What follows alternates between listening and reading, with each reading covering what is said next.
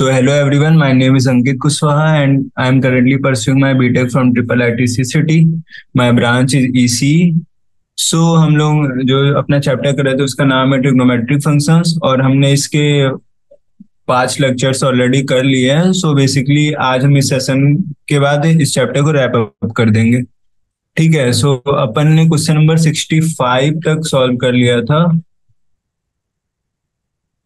तो उसके आगे प्रोसीड करते हैं. क्वेश्चन नंबर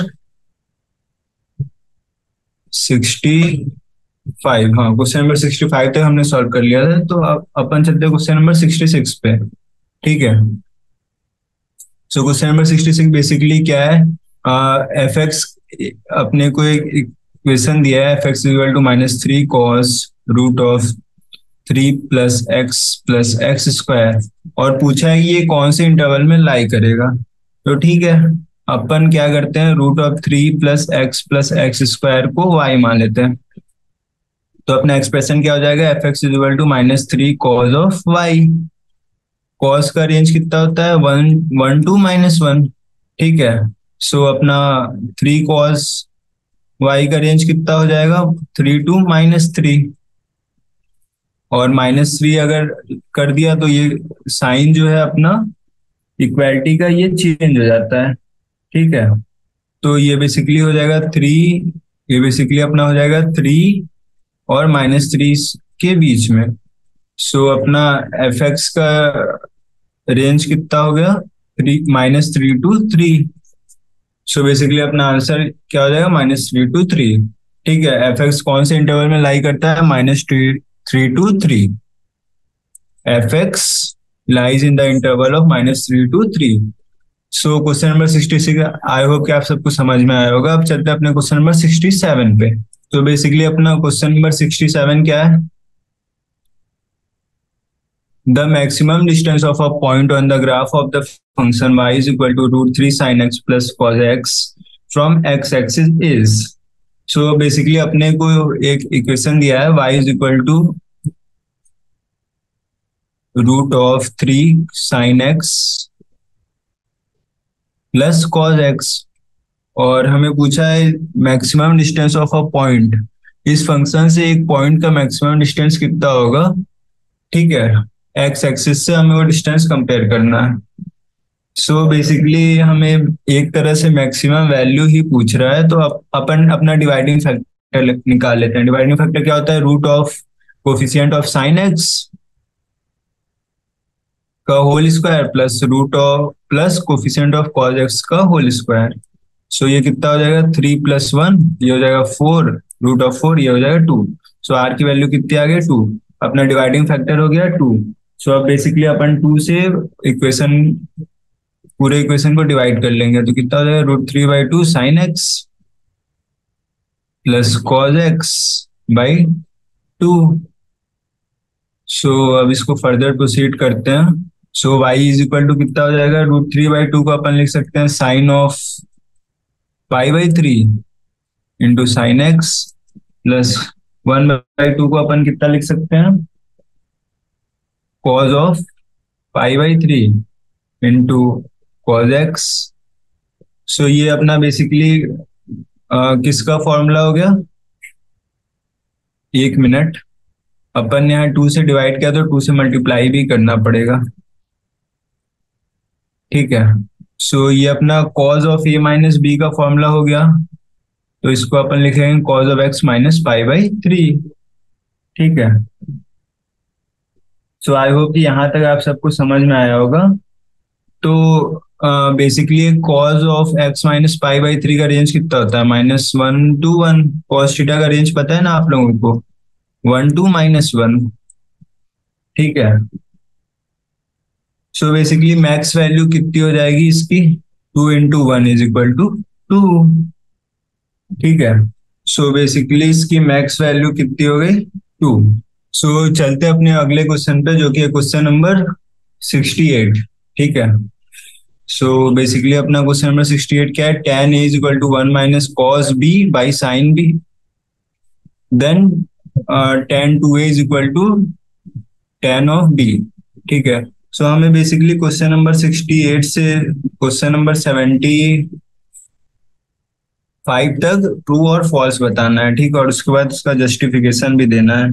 सो बेसिकली एक तरह से प्रूफ ही हो गया कि, क्योंकि हमें प्रूफ करके बताना है कि वो सही है या गलत। तो चलते हैं क्वेश्चन नंबर 68 पे। ठीक है, तो अपना गिवन क्या है,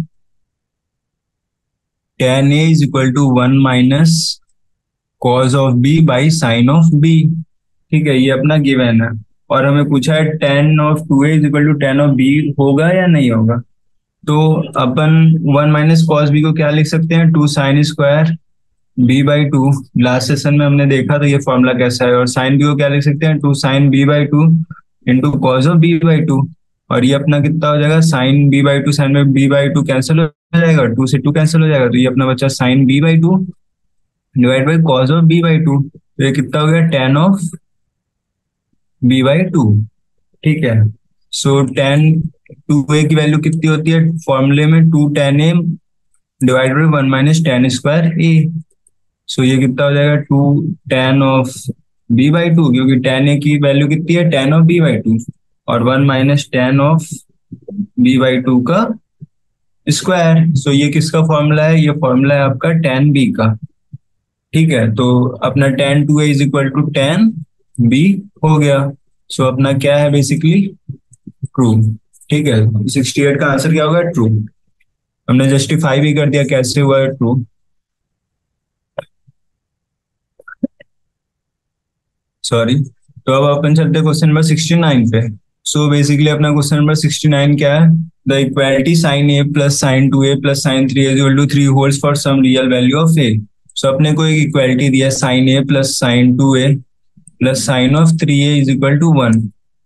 सो क्या ये ट्रू है कोई रियल वैल्यू की, रियल वैल्यू ऑफ ए के लिए। सो बेसिकली साइन ए का मैक्स वैल्यू क्या होता है, 1। जब साइन ए 1 होगा तो ए की वैल्यू कितनी होगी, π/2। तो साइन ऑफ 2a का वो कितना हो जाएगा, साइन ऑफ 2a हो जाएगा sine of 2 into π/2, sine of pi, और साइन ऑफ पाई कितना होता है, 0। सो बेसिकली जब ये 1 होगा तो ये 0 हो जाएगा। ठीक है, तो ऐसा कोई भी केस नहीं आएगा जब हमारे पास ये भी 1 हो, ये भी 1 हो, ये भी 1 हो। ठीक है, और इन तीनों का सम 3 हो जाए। सो बेसिकली इसका आंसर क्या हो जाएगा, फॉल्स। ठीक है, सो अपना क्वेश्चन नंबर 69 क्या हो गया, फॉल्स। सो अब अपन चलते हैं अपने क्वेश्चन नंबर 70 पे।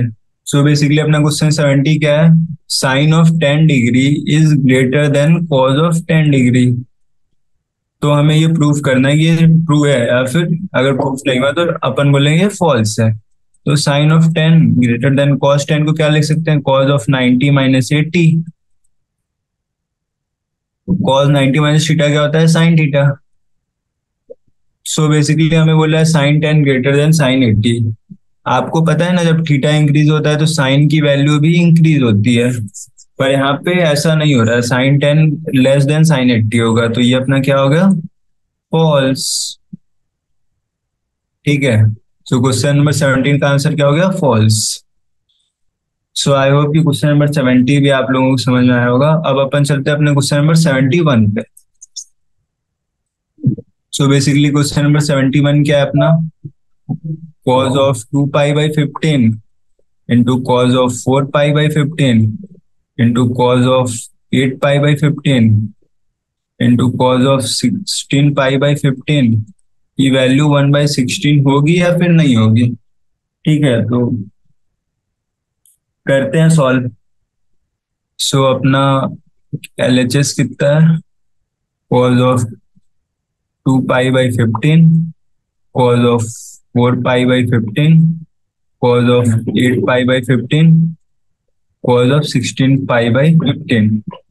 सो अपन एक काम करते हैं, अपन को 1/16 वाला टर्म दिया हुआ है, तो 1/16 वाले टर्म को लिख लेते हैं, और बाकी हर एक टर्म में 2 का मल्टीप्लाई कर देंगे। ठीक है, तो करते हैं प्रोसीड। तो कितना हो जाएगा, 2 cos of 2π/15 into 2 cos of 4π/15 into 2 cos of 8π/15 into 2 cos of 16π/15।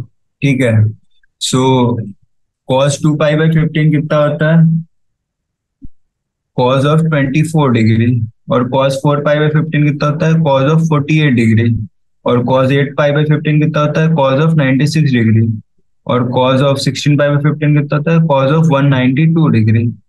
ठीक है, ये अपना 2 2 2 है सारे में। सो अब बेसिकली अपन एक काम करते हैं, कॉस 24 डिग्री दिया तो अपन साइन 24 डिग्री भी मल्टीप्लाई कर देते हैं, और अपने पास 2 कॉज ए साइन बी वाला फॉर्म आ जाएगा। ठीक है, फिर अपन इसको क्लब करके साइन 2a के फॉर्म में लिख देंगे। ठीक है, 2 cos 48, 2 cos 96, 2 cos 192। So basically इसको क्लब करके अपन लिखेंगे तो ये कितना हो जाएगा, साइन ऑफ 48 डिग्री। ठीक है, और अपने पास बाकी के टर्म्स को ऐसे ही लिख देते हैं। अब बेसिकली अपन इन दोनों को क्लब करके साइन ऑफ 96 डिग्री लिख सकते हैं। ठीक है, और फिर इन दोनों को क्लब करके अपन कॉज ऑफ 96, साइन ऑफ 96 लिख सकते हैं। बेसिकली समझ में आ रहा है क्या कर रहे हैं अपन, sine of 2 sine a cos a वाला फॉर्म बनाते जा रहे हैं और उसको साइन 2a में कन्वर्ट करते जा रहे हैं। तो यहाँ पे अपन साइन 48 और इंटू 2 इंटू cos 48 को क्या लिख देंगे, साइन ऑफ 96। ठीक है, साइन ऑफ 96, और फिर अपना 2 cos 96, इन इसको क्लब करके अपन लिख देंगे साइन ऑफ 192। ठीक है, और फिर sine of 192 into cos of 92 वाले टर्म को भी क्लब कर देंगे, और क्लब करके लिख देंगे साइन ऑफ 384। ठीक है, सो बेसिकली सिंप्लीफाई करके अपने पास क्या आ जाएगा, 1/16 into sine of 24 into sine of 384। अब साइन ऑफ 384 कितना होता है, sine of 360 plus 24। So basically ये हो गया अपना 1/16 into sine of 24, sine of 24 by sine of 24। So ये बेसिकली 1/16, ये हो गया अपना RHS के इक्वल। सो अपना क्या हो गया आंसर, ट्रू। ठीक है, सो क्वेश्चन नंबर 71 का आंसर क्या हो जाएगा, ट्रू। सो आई होप कि क्वेश्चन भी आप सबको समझ में आया होगा। अब अपन चलते हैं क्वेश्चन नंबर 72 पे। सो बेसिकली अपना क्वेश्चन नंबर 72 क्या है, one value of theta which satisfies the equation sin power 4 theta minus 2 sin square theta minus 1 lies between 0 and 2 pi। तो हमें बोल रहा है, हमें एक इक्वेशन दिया है sin power 4 theta minus 2 sin square theta minus 1, और हमें बोलता है कि इसकी जो एक वैल्यू है, मतलब इसका एक सॉल्यूशन जो है 0 to 2 पाई के रेंज में लाई करेगा। तो हमें देखना है कि ये ट्रू है या फिर फॉल्स। ठीक है, तो साइन थीटा की वैल्यू क्या होगी, रूट की वैल्यू क्या होती है, -b plus minus under root of b square minus 4ac/2a। ठीक है, तो उस वाले फॉर्मूले को लगाते हैं तो -2 हो जाएगा, plus minus b square -4 into a into c divided by 2a। सो ये अपना बेसिकली कितना हो जाएगा, 2 प्लस माइनस 4 प्लस 4/2। सो ये basically 2 plus minus root of 8/2। So ये बेसिकली कितना हो जाएगा, 2 प्लस माइनस 2√2/2। सो ये हो गया 1 प्लस माइनस रूट ऑफ 2। ठीक है, सो अपना साइन स्क्वायर थीटा का वैल्यू कितना हो गया, 1 plus minus root of 2। So sine square theta की क्या क्या वैल्यू हो गई, 1 प्लस रूट 2 या फिर 1 माइनस रूट 2। ठीक है, सो क्या ये वैल्यू पॉसिबल है, अगर साइन थीटा का रेंज जो है 1 to -1 होता है, सो साइन स्क्वायर थीटा का रेंज में क्या होगा, 1 to 0। पर यहाँ पे अपनी वैल्यू जो है 1 से प्रोसीड कर रही है, 1 से ज्यादा है तो ये गलत हो जाएगा। सिमिलरली अपना साइन की वैल्यू कभी निगेटिव नहीं हो सकती, तो ये आंसर भी गलत हो जाएगा। तो अपना बेसिकली ऑप्शन क्या हो जाएगा, ट्रू और फॉल्स में से फॉल्स। ठीक है, सो आई होप कि ये क्वेश्चन भी आप लोगों को समझ में आया होगा। सो क्वेश्चन नंबर 72 का ऑप्शन क्या है? फॉल्स।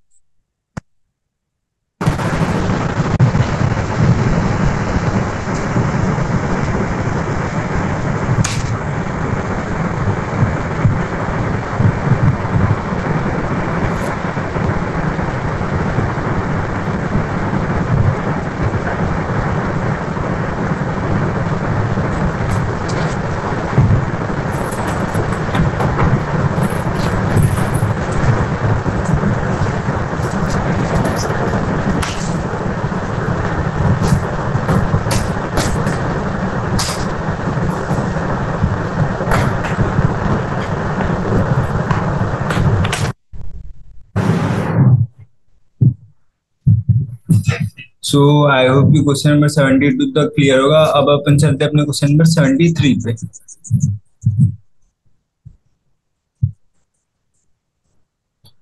सो बेसिकली अपना क्वेश्चन नंबर 73 क्या है? cos if cosec x is equal to 1 plus cot x then x is equal to 2 n pi comma 2 n pi plus pi by 2। So basically हमें एक equation दिया है, cosec x is equal to 1 plus cot x, और हमें पूछता है x की value 2n pi comma 2n pi plus pi by 2 होनी चाहिए या नहीं होनी चाहिए, ट्रू या फॉल्स बताना है। ठीक है, तो प्रोसीड करते हैं अपने इक्वेशन से। कोसी एक्स को क्या लिख सकते हैं? 1/sin x equal to 1 plus cos x by sine x. Cot x को क्या लिखें? Cos x by sine x. अब अपन इसको फर्दर सिंप्लीफाई करेंगे, एलसीएम लेके तो क्या हो जाएगा? Sine x plus cos x by sine x. तो sine x plus cos x की वैल्यू कितनी आई? 1। अब दोनों साइड 1/√2 से डिवाइड कर लेते हैं ताकि अपना एक कोई स्टैंडर्ड फॉर्मूला बन सके। ये कितना हो जाएगा? तो जाएगा साइन ऑफ पाई बाई 4। ये कितना हो जाएगा? Cos of pi by 4। Sine A sine B plus cos A cos B, ये किसका फॉर्मूला होता है? ये होता है cos of A minus B का फॉर्मूला। तो ये अपना हो गया cos of x minus pi by 4। Cos की वैल्यू 1/√2 कब होती है? जब कॉस होता है पाई बाई 4। ठीक है, तो एक्स माइनस पाई बाई 4 की क्या वैल्यू हो गई? Plus minus pi by 4। So x की वैल्यूज क्या हो जाएगी? 2n pi plus pi by 4 plus pi by 4, और एक और क्या वैल्यू हो जाएगी? 2n pi minus pi by 4 plus pi by 4। ठीक है, सो अगर इसको सिंप्लीफाई करेंगे तो कितना हो जाएगा? 2n pi plus pi by 2, और सेकेंड वाला कितना हो जाएगा? 2n पाई 2n पाई बस हो जाएगा। ठीक है, सो अपना x का एक वैल्यू आ गया 2n पाई, और x का एक वैल्यू आ गया 2n pi plus pi by 2। सो यही पूछा था क्या? हाँ, x का एक वैल्यू आना चाहिए अपना 2n पाई, और एक वैल्यू आना चाहिए 2n pi plus pi by 2। तो ये अपना हो गया ट्रू। सो क्वेश्चन नंबर 73 आया हो, क्या आप सबको समझ में आया होगा। अब अपन चलते हैं question number 74। So basically question number 74 क्या है? tan theta plus tan 2 theta is equal to √3 tan theta tan, एक बार फिर से लिख लेते हैं, tan थीटा